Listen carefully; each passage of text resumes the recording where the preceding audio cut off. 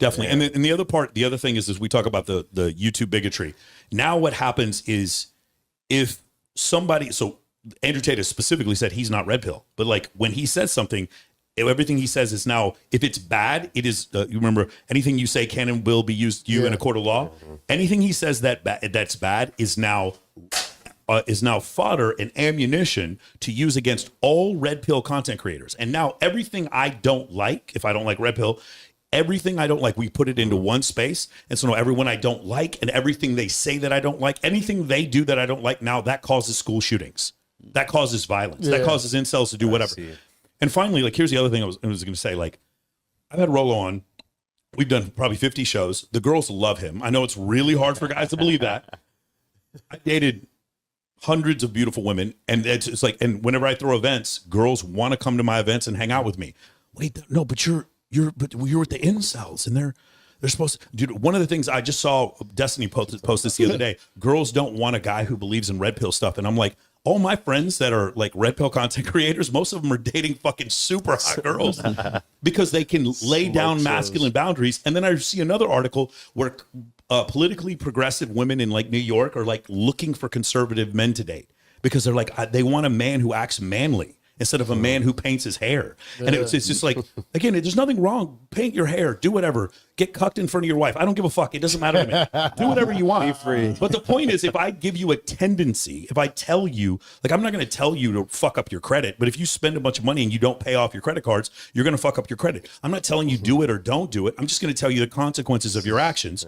And when I do, don't get fucking mad at me because I told you the consequences of your actions, bro. It's just so maddening to me. That is the part. The more scientific and the less emotional we've gotten, the more hate we've gotten, which is really confusing to me. Yeah.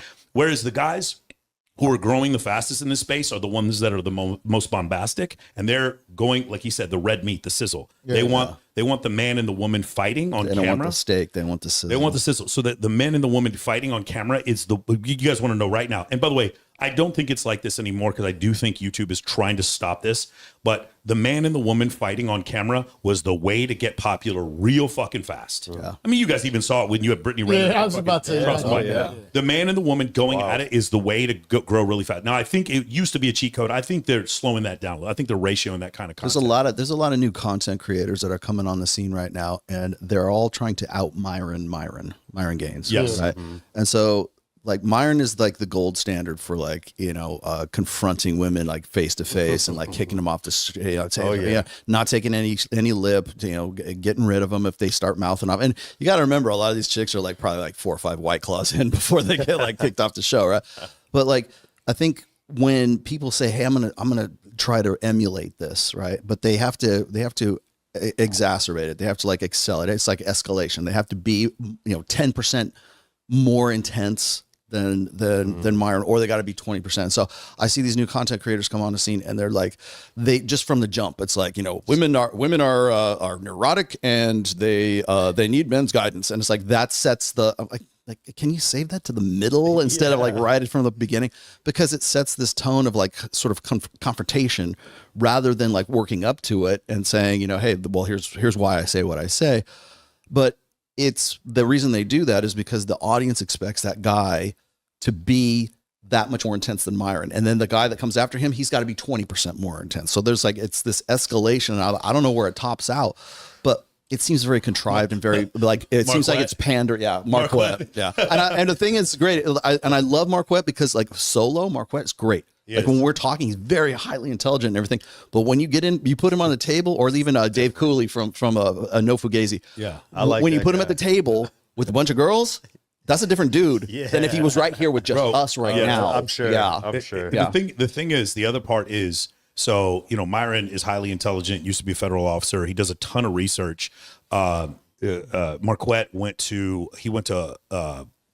Berkeley, and then he went to Johns Hopkins. And then, these guys, they do these shows over and over again, and then they research their points, and then girls come on that didn't do any research, and they're just going to get dunked on all day. Yeah. The point is, like, they couldn't even, like, these girls have no chance against a guy like who has a fucking PhD or a master's. It's crazy to watch.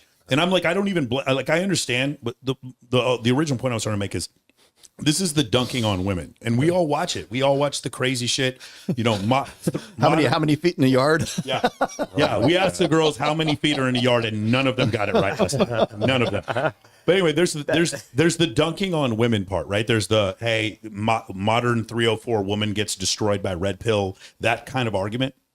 And I'm as guilty as anyone else of watching this shit. And I watch it with women who enjoy watching it. I've watched this. And then this is the part where you get a bench press max, the most beautiful woman you've ever been with. Your business ends up becoming scalable. It goes 7 figures, and you end up like with ultimate enlightenment. These are 2 different things. This is defense and this is offense. I'm only interested in this and only interested in this part. And because of that, the message is not as pervasive. He's not interested in men hating women. He's interested in men protecting themselves from, and at least understanding the truth from a societal level and from an individual level. Education. Like that education. And that's not nearly as interesting. So that's why we were talking on the car. I was like, we're never going to have millions of, like, unless somebody's smart, so we're never going to have millions of people watching us because we aren't interested in the steak. We're not interested in the blood, in the sizzle rather than the steak. Yeah. Hey, if you want to connect with influencers, top models, and high status gentlemen, click the link below and I will show you how, absolutely for free.